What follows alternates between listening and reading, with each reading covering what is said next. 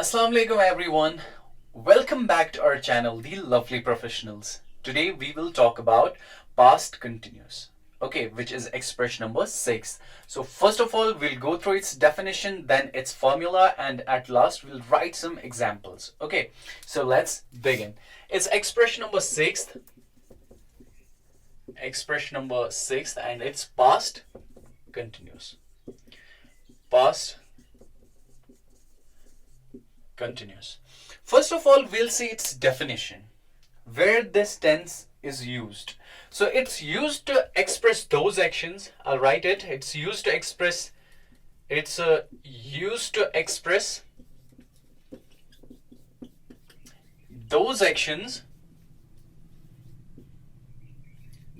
actions which were happening or which were taking place, which were happening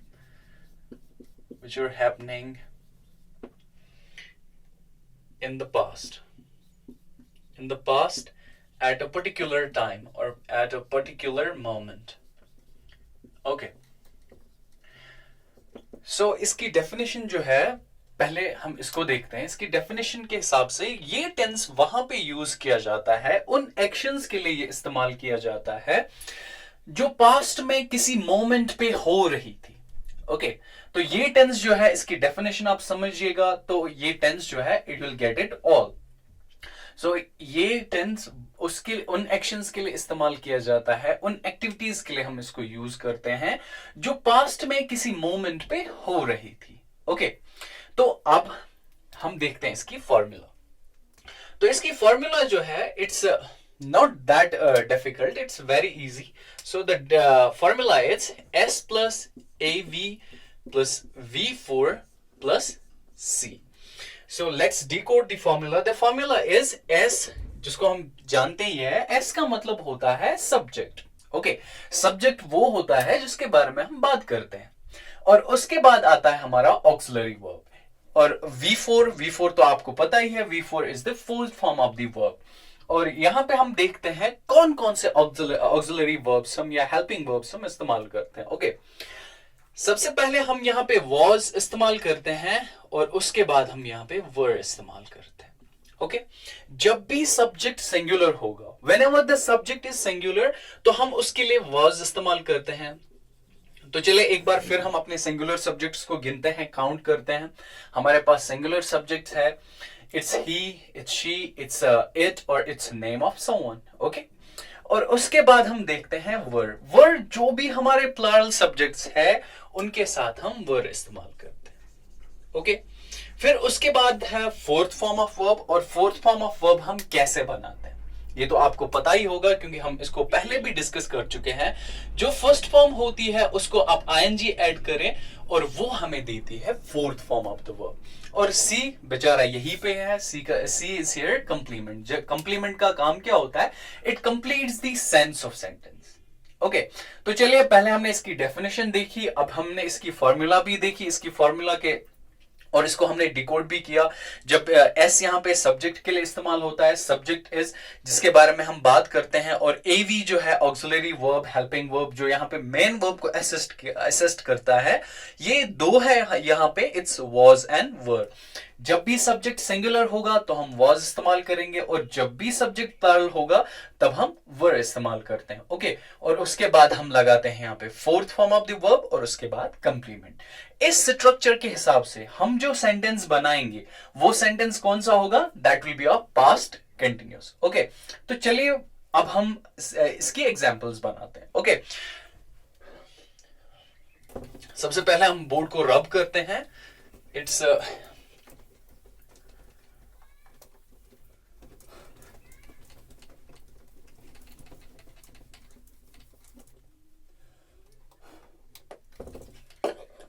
जो कि winters में थोड़ा सा मुश्किल रहता है.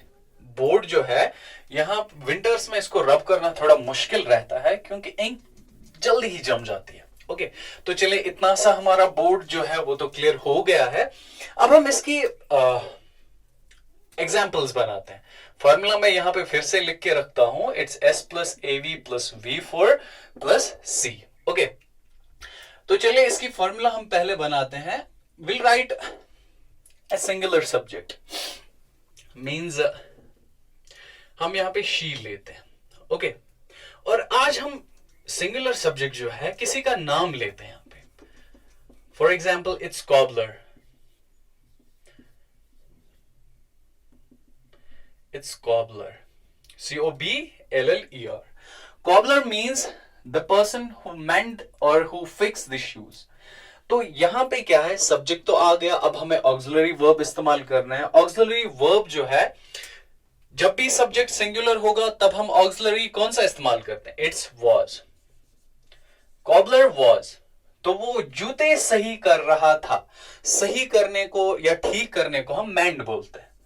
इट्स मेंड जो कि वर्ब है, और हमें यहां पे fourth form of the verb इस्तेमाल करनी है, so it's mending. Cobbler was mending the shoes, the shoes, okay. ये तो रही हमारी पहली एग्जाम्पल। अब हम सेकेंड एग्जाम्पल बनाते हैं। फॉर एग्जाम्पल वी से टीचर्स।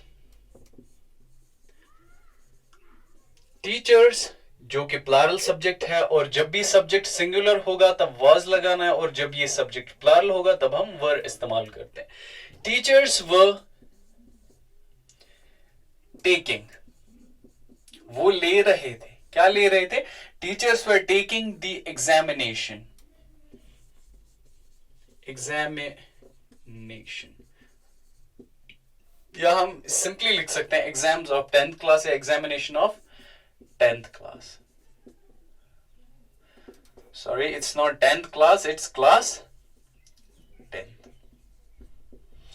Okay, तो ये तो रही हमारी दो एग्जाम्पल्स जो कि हमने यहां पे लिखी है। पहली एग्जाम्पल में आप देख सकते हैं कॉबलर जो है ये हमारा सिंगुलर सब्जेक्ट है, और सिंगुलर सब्जेक्ट के साथ हमने ऑक्सिलरी जो इस्तेमाल किया है दैट इज वाज, और उसके बाद fourth form of the verb, और उसके बाद रहा है हमारा यहाँ पे कंप्लीमेंट।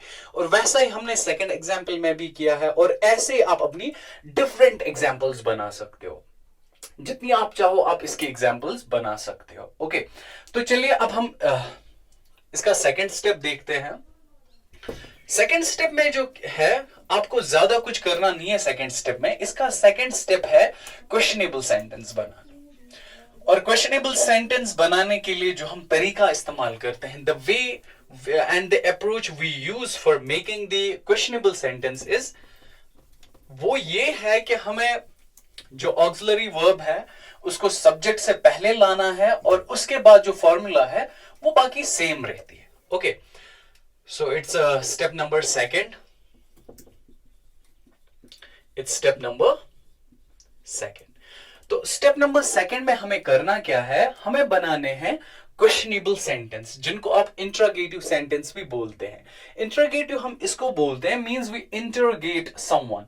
हम किसी से कोई सवाल करते हैं, उसको पूछते हैं। तो यहां पे मैं लिखता हूं इट्स क्वेश्चनेबल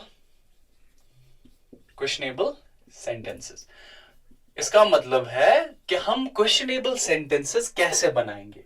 पास्ट कंटिन्यूअस में हम क्वेश्चनेबल सेंटेंस जो है वो कैसे बना सकते हैं, ओके। तो इसके लिए फॉर्मूला जो है, फॉर्मूला में थोड़ी सी चेंज करनी है आपको। ऑक्सिलरी वर्ब जो है पहले आएगा, उसके बाद सब्जेक्ट लगाना है, उसके बाद fourth form of the verb, और कंप्लीमेंट वैसे ही रहेगा, लास्ट में क्वेश्चन मार्क लगाना है। तो इस फॉर्मूला के हिसाब से जो भी आप सेंटेंस बनाओगे वो होगा क्वेश्चनेबल सेंटेंस। किसका? पास्ट कंटिन्यूअस का।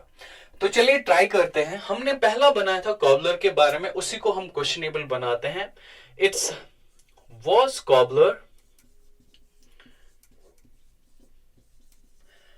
Mending the shoes, mending the shoes, okay. Last में question mark. For example were they, plural subject है इसलिए यहां पे वर मैंने इस्तेमाल किया। It's were they playing cricket, क्या वो क्रिकेट खेल रहे थे? Were they playing cricket, okay. तो ये तो रहा सिंगुलर और प्लरल के हिसाब से। क्योंकि यहां पे बोर्ड पे जो जगह कम है इसलिए मैं दो ही एग्जांपल्स लिख रहा हूं। आप इसकी एग्जांपल जो है वो खुद ट्राई करिएगा। एंड अब यहां पे हमें एक और चीज जो है, एक कॉन्टेक्स्ट है जिस कॉन्टेक्स्ट में हम बहुत बार बात करते हैं। ये तो पहला हमारा फर्स्ट स्टेप हो गया जिसमें हमने पास्ट कंटिन्यूस पढ़ा, इसकी डेफिनेशन देखी, इसकी फॉर्मूला लिखी और एग्जांपल्स भी बनाई। अब सेकंड स्टेप में हमें ज्यादा कुछ करना नहीं है, इसमें हमें क्वेश्चनेबल सेंटेंस बनाने हैं जिसकी फॉर्मूला ये रही और इसकी कुछ एग्जांपल्स। अब एक कॉन्टेक्स्ट है, वो कॉन्टेक्स्ट ये है जिसमें हम बात करते हैं सिचुएशन जिसको आप बोलते हो, कि वो क्या कह रहा था या वो क्या कर रहे थे, वो क्या कह रहा था या वो क्या कर रहे थे।